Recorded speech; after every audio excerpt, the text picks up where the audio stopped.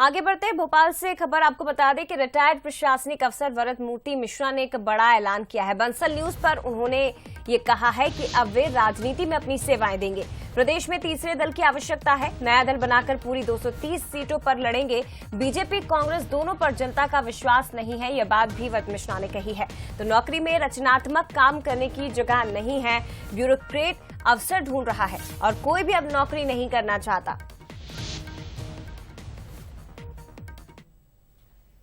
मेरे साथ है पूर्व आईएएस अफसर वरद मूर्ति मिश्रा, जिन्होंने सेवानिवृत्ति ली लेकिन अब राजनीति की तरफ रुख करने वाले हैं। सर, क्या कहेंगे? एक तो पहली बात यह है कि आखिर क्यों मोह भंग हो गया, क्यों इतनी अच्छी सर्विस जिसकी तरफ युवा देख रहे हैं, तमाम सारे लोग देख रहे हैं, लेकिन वरद मूर्ति मिश्रा का मोह भंग क्यों हो गया? वो इसलिए हुआ कि नौकरियों में काम करने के लिए रह नहीं गया है। आप दफ्तर जाइए, दिन भर बैठिए, कुर्सी तोड़िए और घर आ जाइए। एक जो रचनात्मक काम करने का जो एक सुख है, अपने वैचारिक क्षमता के उपयोग करके जनता का भला करने का जो एक सुख है, वो सुख अब नौकरियों से गायब है। और ये सुख केवल मुझे नहीं, जितने लोग हैं ये महसूस सब करते हैं और सभी के मन में ये कसक है। बड़ी तेजी से ललक बढ़ी है राजनीति की तरफ। मेरा यही आपसे पहले भी सवाल था। हम देख रहे हैं कई सारे ऐसे प्रशासनिक अफसर हैं, तो वो मजबूरी में जा रहे हैं राजनीति की तरफ, या ये माना जाए कि एक राजनीति की जो ग्लैमर है उसके कारण आप राजनीति की तरफ प्रवेश करें? देखिए, ग्लैमर से जाने वाले लोग तो मैं समझता हूँ 10% 5% ही होंगे, क्योंकि मैं इन ब्यूरोक्रेट्स के साथ में रहा हूँ लंबे समय। और जब मैं ब्यूरोक्रेट कहता हूँ तो मेरा मतलब केवल आईएएस नहीं है, आम जो सरकारी लोग हैं उनसे भी है। हर आदमी में ना उसको अवसर चाहिए काम करने का, अपॉर्चुनिटी चाहिए। वो काम करके नाम कमाना चाहता है, वो समाज में स्थापित होना चाहता है, वो अपना योगदान देके एक आत्मसंतुष्टि चाहता है, वो अपने ऊपर गर्व महसूस करना चाहता है कि अगर वो सेवा में था तो उसने कुछ बेहतर काम किया। वो अपॉर्चुनिटी चूँकि ख़त्म है, इसलिए लोग जो हैं अब राजनीति की तरफ आकर्षित हो रहे हैं। क्या कदम है वरद मूर्ति मिश्रा जी का अगला? कहाँ बीजेपी के साथ जोड़ रहे हैं, कांग्रेस के साथ जोड़ रहे हैं, या कोई अपना राजनीतिक दल बनाने जा रहे हैं? नहीं, मैं अभी फिलहाल तो बीजेपी और कांग्रेस के साथ नहीं जुड़ूंगा और मैं तीसरा दल ही बनाऊंगा अपना। तीसरे दल में चर्चा आपकी भी बहुत है, तो क्या आपकी तरफ जाएंगे? नहीं, मेरा मानना है कि अभी आपका सेटअप इतना मजबूत नहीं है यहाँ पे, और आपके साथ में एक ये भी है कि आपका जो हाई कमान है वो दिल्ली में है।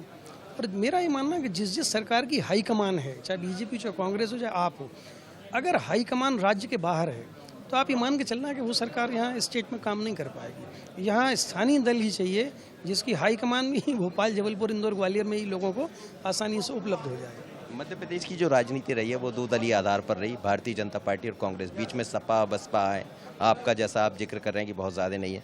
फिर तीसरे दल की उम्मीद जैसे आप लेकर आने वाले, आप जिसका जिक्र कर रहे हैं, वो कहाँ कैसे जगह बना पाएगा? जगह बनेगी, क्योंकि इस समय आवश्यकता है। हमने लगभग सभी जिलों का सर्वे अंदरूनी तौर पर किया है, और जैसा मैंने अभी प्रेस कॉन्फ्रेंस में भी कहा था कि लोग वर्तमान सरकार से त्रस्त हैं और लोग कांग्रेस की तरफ, उम्मीद की तरफ नहीं देखते। लोगों का मानना ये है कि कांग्रेस से उम्मीद ख़त्म हो गई लोगों की, बहुत नाउम्मीदी है कांग्रेस से। तो ऐसे समय ये समय सबसे बेस्ट है तीसरे विकल्प का।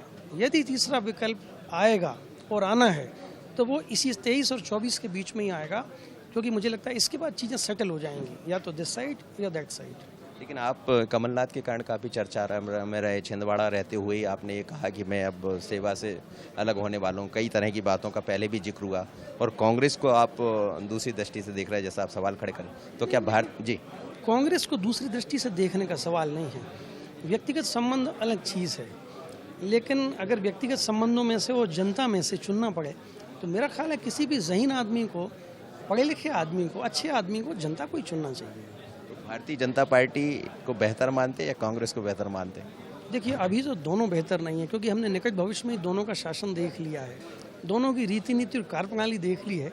तो मुझे नहीं लगता कि दोनों में वो दम है कि वो प्रदेश को आगे ले जाएं। जितना उनको ले जाना था, जितनी विद्या बुद्धि उन लोगों के पास थी, उतना वो कर चुके।